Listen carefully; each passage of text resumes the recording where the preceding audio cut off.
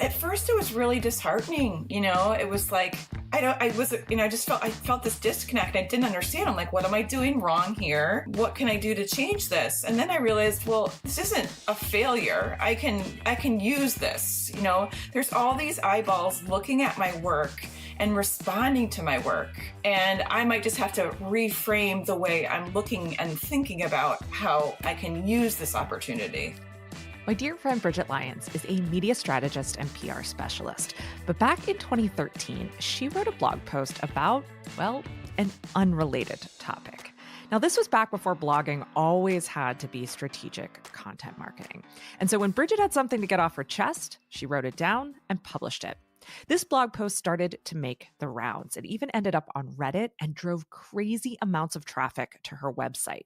For more than 2 years, Bridget's website traffic was dominated by people coming to read this off-topic blog post. Now, on Google Analytics, this looked great. But for Bridget's business, well, it really had no bearing whatsoever. You're listening to What Works, the show that brings you candid conversations with small business owners who explain exactly what's working in an area of their business. I'm your host, Tara McMullen. Now, Bridget might have seen the spike in traffic as an opportunity to go rogue and develop a whole new line of business. After all, the numbers don't lie, right? Thousands of people were clamoring to read this post.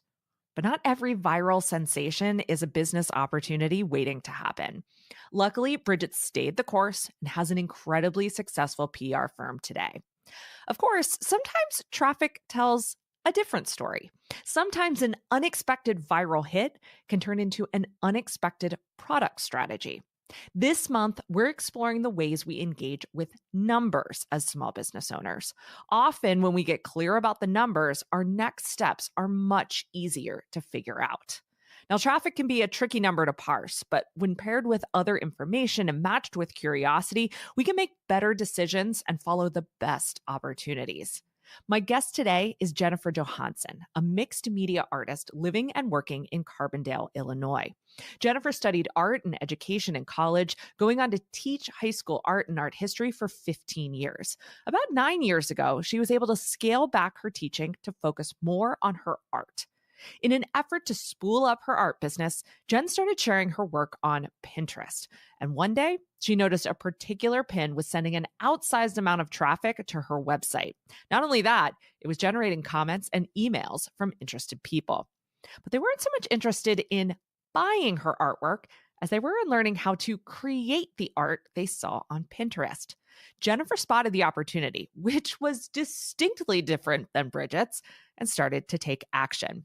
In this conversation, Jennifer and I talk about the pin that went viral, the decision to build an online course about her unique style of art, and the nitty-gritty of how she created the course. We also chat about how her business has evolved as a result of pursuing this line of business. Now, have you changed course in your business because you got real with the numbers? Have you discovered a new opportunity right under your nose when you examined your traffic, profit margin, or conversion rate? We want to hear about it. Share your story on Instagram and tag me at Tara_McMullen and use the hashtag ExploreWhatWorks. Now, let's find out what works for Jennifer Johansson. Jennifer Johansson, welcome to What Works. Thank you so much for joining me. Thank you for having me. I'm excited to be here. Absolutely. Okay, so maybe this question is pretty obvious, but I want to start at the beginning here. So why did you start using Pinterest to promote your art, and how'd you do it at the beginning? I don't know. I mean, I was probably an early adopter of Pinterest, and I started to notice that, people were starting to pin their own work back in the day, and it really started seriously for me with Pinterest, my love affair with Pinterest, when I actually took your pal Megan Almond's Pinterest class back in 2014 on Creative Live.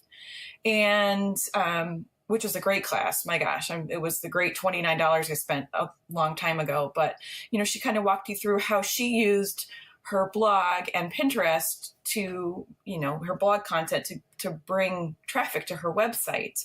And after taking that class, I started implementing her techniques. And so I started blogging pretty regularly, like maybe once a week, and posting that content to Pinterest. And it wasn't like an overnight thing at all, but pretty, after some time, I realized that I was getting a lot of traffic to my website from those pins, from the work that I was pinning from my blog.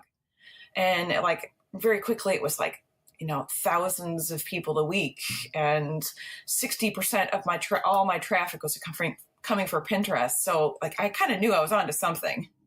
Wow. Okay. So I want to get some of the details on this before we go into kind of what happened next. Right. Right. What did those images look like that you were pinning? Were they sort of those stylized Pinterest images that you see, or were they more just photographs of your work? Tell me what they looked like. They were, long images, like Pinterest sized images of my work. And the thing that really seemed to be the most popular was my ballpoint pen sketchbook drawings. Like anything in a sketchbook, I think it's less intimidating because it's not like a finished work. It's just a sketchbook drawing. I don't know. But those were the things that seemed to be most popular. And those were mostly what I was pinning. So I wasn't doing a lot of the, like, here's the title of the post at the top of the image and my website on the bottom. I didn't do really any of that. It was just more nice images of my work. Got it. Go ahead. Go ahead. I was just saying in long form, and like the long tail kind of image. Yeah. How long did it take you? You mentioned, it wasn't an overnight thing. How long did it take you to actually start to see that traffic from Pinterest really add up on your website? I know I took that class in 2014, and I think I did some of it for a time, but I didn't really get kind of more serious about it till maybe about 2016. And then when I really started to pin regularly, I used like the Tailwind app to schedule pins. So I had stuff going out on a regular basis. So I would say like the end of 2016, I started to really be serious about it. And then like in the winter of 2017 is when I got my first like really viral pin. So with some consistency, it didn't take long, but I think it's also like Pinterest knows when you pin good content, like they kind of flag you as like, you're a good content creator. So they show your work to more people. And I think because I had been consistently pinning for a long time, that helped as well. Got it. And what was your goal? I think a lot of times with social media, we go there because we think we should, or we go there because we think we have to. It sounds like you had a little bit more of a strategy behind your plan here. So what was the ultimate goal that you were trying to achieve by using Pinterest consistently? It was really just to bring that traffic to my website. And then from there, either get them to buy something, or which ultimately I wanted, it's always the artist's dream to sell original work. But then I started thinking, well, if they're not going to buy anything, it's also great to get them on my mailing list so that I can pitch them again later. And so, so Pinterest became part of that strategy to just even get people that seem interested in my work to add themselves to my mailing list so I can talk to them more, warm them up. Makes sense. All right. Let's talk about what happened when you had a pin go like legitimately viral. Tell us what the pin was and then what happened next. It was a pin. It was like I think it was called the post was like 2016 success, injecting color into my sketch or something to that effect. And it was, I've been a ballpoint pen artist for a long time, and but I'd always used black pen, and I started using different colored pens. And so I did a post about how I started using these, different colors in my work, and those images, I guess, just people really responded to. So this one particular pin was repinned over like 50,000 times. And I first noticed it in my stats on Pinterest, but then I just started getting all this traffic to my blog and all these emails all the time about this work. And oh my gosh, I love this work. It wasn't, I want to buy this work, because I had stuff just like that for sale, like original drawings in my web shop. But it was, how do you make this? And how do you make this over and over again? And it was really flattering, but also there's a little bit of me that's like, I don't know if I want to share those secrets. I'm not sure if that's really what I want to do. Yeah, I think that's really Yeah. understandable. Let's Yeah. pause there for a moment because the reason I asked you what your goal was kind of like to draw this baseline of like, here's what I'm trying to achieve, and then you have this pin that goes viral, you get all this traffic, and that goal doesn't actually come to fruition. You assume like if A, then B, right? So Right. how Exactly. yeah, so how did that make you feel when you had this amazing success on Pinterest and yet you didn't hit your goal, or you didn't achieve that end goal of getting people to buy the original artwork behind that pin? At first, it was really disheartening. It was like, well, I don't, I was, I felt this disconnect. I didn't understand. I'm like, what am I doing wrong here? What can I do to change this? And then I realized, well, this isn't a failure. I can use this. There's all these eyeballs looking at my work and responding to my work. And so, at first it was really disheartening, but then I realized, well, this is an opportunity, and I might just have to reframe the way I'm looking and thinking about how I can use this opportunity. I love that. Okay, so let's talk about that. I guess that's why we're here, right?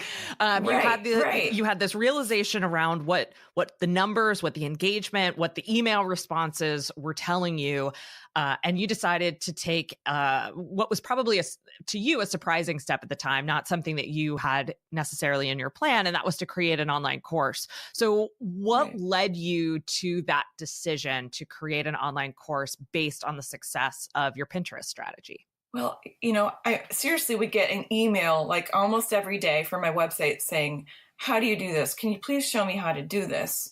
And, I was an art teacher for 15 years. And so I know how to teach art. It wasn't necessarily what I wanted to do, but I thought, you know what, I can do this, and this is something this is going to be good for my business. And so, what I first did before, because it takes a while to like film a class and figure it all out. I had never really done a lot of video, so I really just pitched them, I sent them to my mailing list, and what I did was I made like a video where I just recorded my entire drawing process from start to finish. In like hyperlapse, so that it was a real short video, so that people could at least see what I was doing and how it worked. And so that was my lead magnet for my time. And I said, well, I'm not going to give away all my secrets, at least not right now, but I'm going to give you this little glimpse into my practice if you sign up for my mailing list. And I think when I started doing that, I probably had I don't know, maybe 300 people on my mailing list. And within a couple months span, I think I had 2,000 people on my mailing list. Wow. Yeah. So, and it was all from this one blog post too, because I put at the end of the blog post, well, here, if you're really interested in this work, then here's what you do. You come and, add yourself to my mailing list, and then you get access to this video. So then I'm like, I got 2,000 eyeballs that are interested in my work. I better do something. So that's what I did. Okay. Yeah. Okay. So can I pause you there? Because I have a nitty gritty question about this Yes. lead magnet, because I know so many artists, whether they're teaching art or just doing art and trying to sell their original artwork, they get so hung up on this idea of an opt-in incentive or a lead magnet, or what do I give for free so that people, give me their mailing list. And I have lots of thoughts on that, but I'm really curious how Right. you positioned this video. Do you remember what the messaging was there? Because I think, a lot of times people think it has to be a checklist or it has to be a how-to. And it sounds like this was sort of that, but maybe just a lot more straightforward. Can you tell us how you messaged it, how you sort of promoted it as your lead magnet? I said something like, I'm not going to give all my secrets away, but I'll show you how I made this small drawing from start to finish. And so, I think I did it in like my living room. I think I said, and I definitely did not have the right, tripod set up. I, jerry rigged something in my living room and like sat and watched TV and did this little drawing and recorded it on my iPhone. It was really something simple. And then I used, iMovie to speed it up and, and clean it up a little bit and just put some music on behind it. So it was probably like, I don't know, maybe a 5-minute video. And that was it. I mean, that was absolutely it. And then I just put it up on my Vimeo and then added it to my website, and that was it. Awesome. So, and I just said, here, because sometimes I think, well, as artists, we're visual people. So we want to see how something happens, how that process works. And that was it. Yeah. I love how straightforward it is. Yeah. Because we just overthink these things so much. And I love how much you did not overthink this. No, I probably did before I actually put it up there. Fair. But yeah, I probably did. But, it was really easy. And I don't necessarily even do that anymore. I actually will. Sometimes I use a lead magnet, but I don't even use one anymore because I'd rather have people that just want to, hear from me, just to hear from me. So, but it did work. It definitely worked. That's awesome. We'll find out exactly how Jennifer created her online art course in just a minute. But first, let's hear from our What Works partners. What Works is brought to you by Mighty Networks. Mighty Networks powers brands and businesses like yours that bring people together. You started your small business with an idea, and it's grown and grown. And now that you've built programs, events, online courses, or even a community, you realize that this growth has gotten, a little out of hand. Your work and your customers are spread out over a bunch of different tools and platforms. Your content lives in a few different places. Your community hangs out somewhere else. Your products have grown up on yet another platform, and your payments? Well, they're all over the place. Starting a Mighty Network can change all that. Mighty Networks makes it easy to bring your content, products, community, events, and payment processing all together. We use Mighty Networks to power the What Works Network. We share exclusive content, interact with members using questions and polls, host events like our upcoming virtual conference, and accept membership fees. Mighty Networks has made our whole business tidier. Start growing your business all in one place by going to mightynetworks.com. Mighty Networks is the easiest way to take your business to the next level. What Works is also brought to you by Bench. All this month, we're talking about the numbers here at What Works. And when it comes to running your business by the numbers, you can't make a decision or spot a hidden opportunity unless you know what's actually going on. Now, it's easy to focus on sales or expenses and miss the smaller stories that hide away in your business's numbers. And that's where strong bookkeeping and a personal business finance team can make all the difference. Bench makes it easy to find the hidden opportunities in your business's financial numbers. Not only do they do your bookkeeping for you in their easy-to-use software, they run valuable reports and help you understand what's really going on. Plus, you get access to your personal bookkeeping team whenever you have a question. If you're ready to stop stressing about knowing your numbers, it's time to get Bench. Even better, What Works listeners get 20% off their first 6 months of bookkeeping, and you can try it out free of charge before you commit. To get started, go to explorewhatworks.com/bench. That's explorewhatworks.com/bench.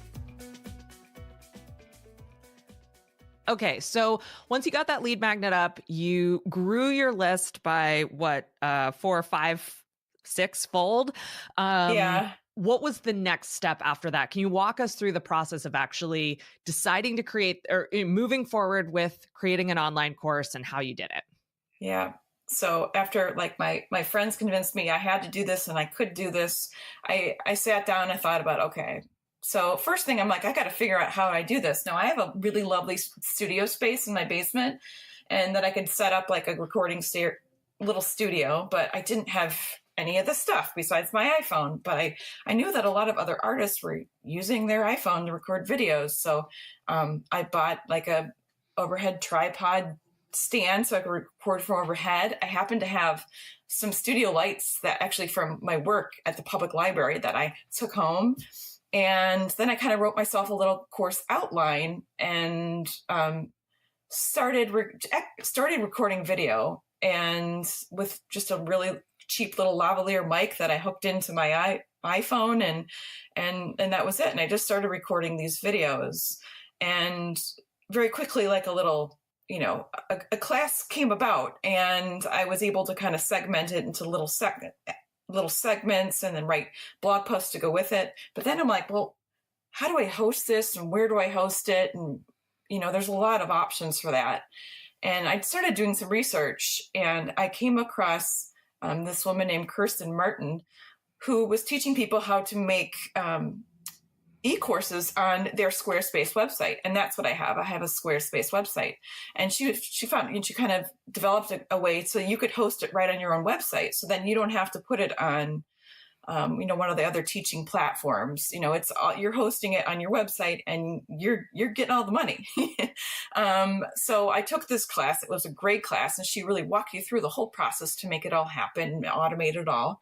And then I started working on it. And it took like a huge chunk of my 2017, from like probably March until October. That was what I was working on almost every day, making the videos and then editing the videos and then writing the posts to go with it. And then, doing the photography to go with it. And then eventually, writing the sales page and the intro videos and all that good stuff. So it took me, a good, I feel like, 5 months to make it all work. But in the end, I had this like 4-hour class that I hosted on my website, and I was ready to pitch in like October of 2017. That's awesome. Did you ever worry that you were taking too long? Yes. Absolutely. Yeah, but short answer. Yeah, absolutely. But I'm like a one-woman show, and I work, this is my part-time job. I also work part-time at a public library. So like this was, you had to use the time I had, but the whole time I'm still getting more people on my mailing list. And I was every month, and I only have time to really do it every month. I was still writing to my mailing list and telling them this class is coming and this is what I'm working on. And is there anything you'd like me to cover in this class? So yeah, that definitely was a worry of mine, but it ended up not being a problem. That's awesome to hear. I'm glad it worked out. Because I know so many people worry about that sort of thing, especially in the wake of a viral success like you have. You feel like if you don't take advantage of it right now, the opportunity's going away. And I think that, this just proves that is in fact not the case. Right. So when you first started working on the class, what was your vision for it? Like, what did you think that you were creating, or what was your goal in creating it from sort of an instructional standpoint? And then how did that vision for the class evolve over the 6 months of actually bringing it to fruition? Yeah. So I thought I'm just going to do basically I'm going to show you how I do this one abstract drawing with one ballpoint pen. And that was the real kind of focus of it. And I also wanted to explain a little bit about, ballpoint pens and how they work and how to get a ballpoint pen to work for you in drawing, and the best ones after my research. So I did a whole thing about, the best ballpoint pens for drawing. And yeah, so the course kind of shaped itself as I recorded it. It was just like, I just walked through. It's kind of like when I was teaching. I just walked through each step and talked as I did it. And as I walked my way through the whole process of kind of designing this composition and then making the finished piece, and then how to tell when it's finished, because that's something that abstract artists always think about. How do I know this thing is finished? It just kind of formed itself. But by the time I'd finished it, I realized, oop, there's another class in here. There's more, and I know people are going to want more. So that's what I did. Gotcha. So I know you developed a second class, and I want to get there in a... No, you know what? Let's go ahead and just go there. So once you finished the first class, how long did it take you to start working on the second class? I took a break because, it was it was October, and that's and it gets into holiday time, and that's when things get real busy retail wise. So selling all my other art goodies. So I took a break for a while, but then when 2018 rolled around, that was my goal. January, because people wanted to know, how do you use more than one color? Because I really just used one color. And immediately people were like, I want more, especially my real hardcore people.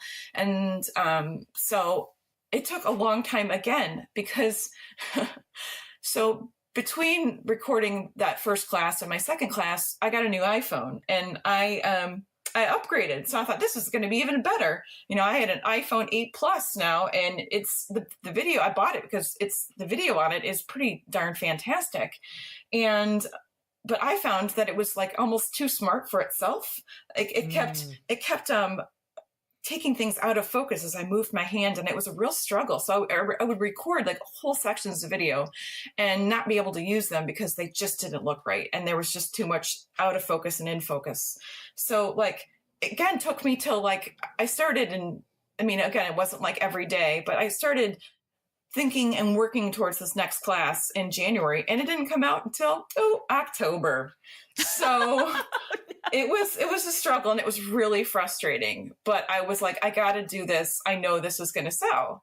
So I stuck with it. I did a bunch more research. I almost was looking to buy a dedicated camera. I didn't have to do that, but I used a different app. I changed some things up a little bit, and I made it work. Wow. What about from an instructional design perspective? How did the second class differ from the first class? Did you learn anything, or did you decide you wanted to do anything differently in terms of how you actually structured the class? It's pretty much the same. There's like several other, I want to say there's like 6 or 7 lessons, but this one was actually, it was a little different because in the first course, it was more just like, how do you use a ballpoint and make it look the way you want it to look?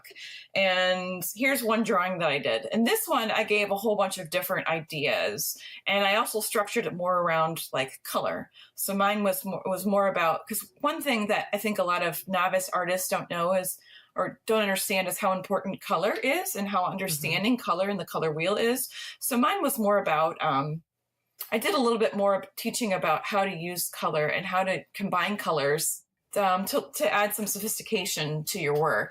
So that was a little different. And so I really was giving like several smaller, I wasn't showing you all sorts of different finished projects. I was showing you, here's something you can do with ballpoint, and here's another thing you can do with ballpoint, and how about try this?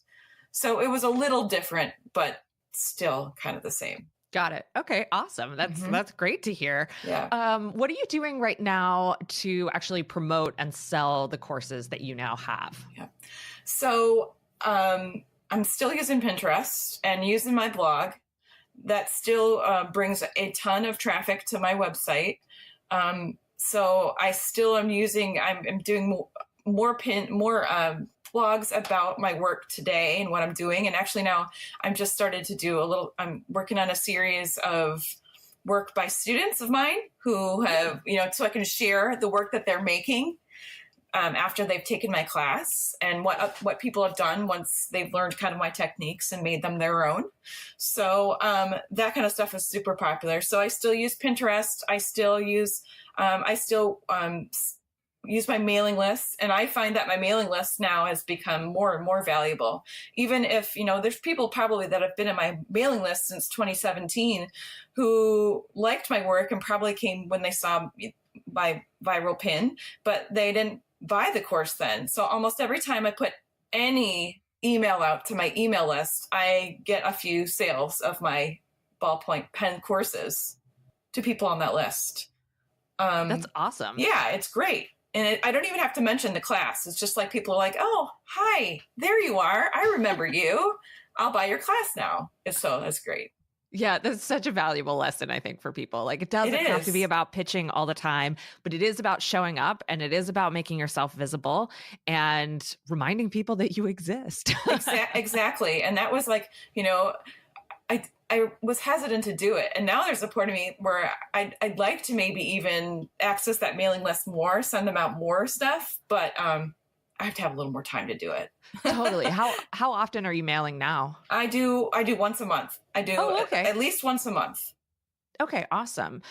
Let's talk about the rest of your business for a minute, because where we kind of started was you started using Pinterest and you started blogging more to sell original art. And it turned into being able to use these tools to sell courses. But you mentioned to me that 2018 was your best year yet. And not only did you sell the courses that you had, you started to see those original artwork sales pick up as well. Can you talk about how kind of how that's evolved? Like, when did you start seeing the original artwork pick up, and what do you attribute that to?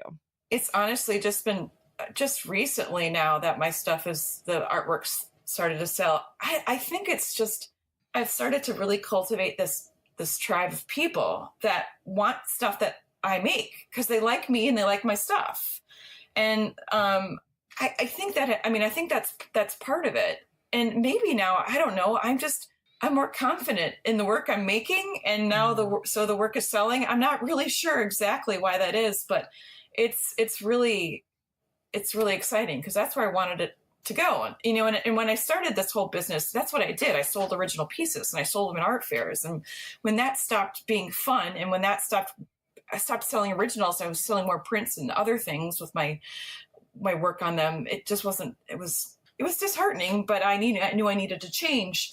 So do I know why I'm selling original pieces? Not necessarily, but I know some of it is because like I've developed this tribe of people and they know how this work is made, and they want to support me. So they're buying the originals, and that's pretty exciting. That's awesome. Yeah. What do you think is next for your business? You've been on this wild ride of developing these courses, now seeing your original artwork sales start to take off.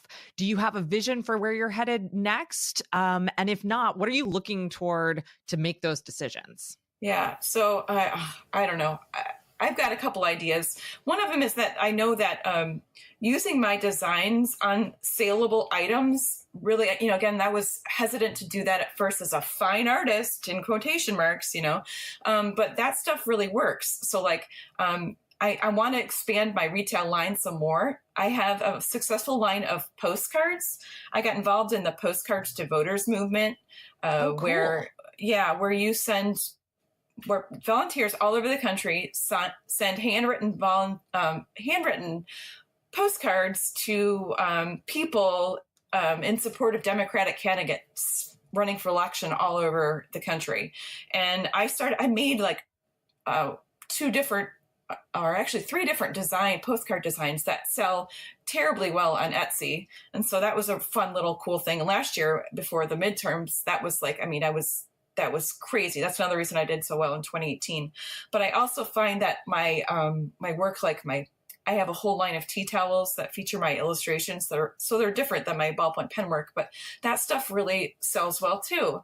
So, and I've got a line of cards. So I'm kind of working to expand my retail line a little bit more and pitch that because that's been on the back burner for a while.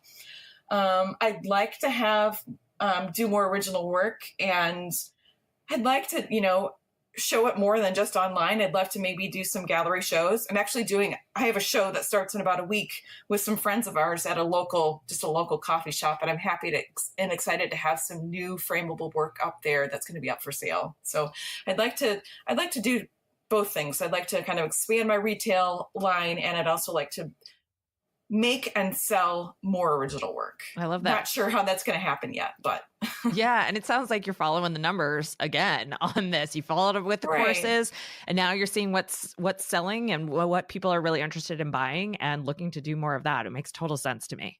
Right. And, sometimes that I think artists feel like that's disingenuous, but I'm excited to sell things that I'm making, that people want my stuff. And maybe it's not exactly in the format I thought it was going to be in, but they want my stuff. And that is a thrilling thing. That is a perfect place to leave things. Jennifer Johansson, thank you so much for sharing your story of paying attention to what was working, paying attention to the numbers, and making some really, really smart decisions in the wake of that. Yeah, thank you. This has been great. Find out more about Jennifer Johansson, her art, and the Jen and Ink online course at jenniferjohansson.com. If you love learning the ins and outs of how other people run their businesses so that you can make better decisions about how you run yours, you belong inside the What Works Network. Every day, we talk candidly about the nitty-gritty details of marketing, sales, systems, pricing, copywriting, social media, and more. Plus, we host monthly events like our Flash Masterminds and community roundtables, so you can talk with people who get it about the business topics that matter the most to you. We'll be opening the What Works Network to new members soon. Go to explorewhatworks.com/network to sign up to be notified when we do. This episode was produced by Sean McMullen. It was edited by Marty Seafeld. Special thanks to Bridget Lyons for letting me retell her story of viral fame. Our theme music is by The Shrugs. Find over 200 more candid conversations with small business owners at explorewhatworks.com.